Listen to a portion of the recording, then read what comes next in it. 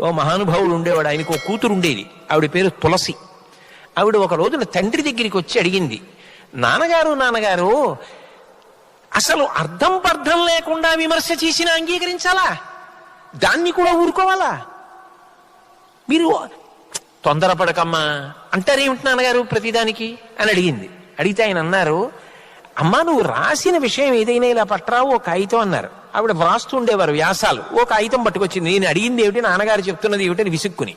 ఆయన కాగితం వంక చూసి అన్నారు, అమ్మ మార్జిన్ వదిలిపెట్టామి, అది కూడా రాసిపోయావా అన్నారు. ఆ అమ్మాయింది, నాన్నగారు కాగితం అంతా రాసేస్తే అందంగా ఉండదు, మార్జిన్ వదిలితేనే అందంగా ఉంటుంది నాన్నగారు అంది. అమ్మ కాగితం మీద 10 వాక్యాలు వ్రాయవలసి వస్తేనే మార్జిన్ వదిలేవే, జీవితం అందంగా ఉండాలన్నా మార్జిన్ వదలాలమ్మా. అక్కర్లేని విషయాలు నీ మీద అన్నవాళ్ళని వదిలేయడం కూడా నేర్చుకోవాలి.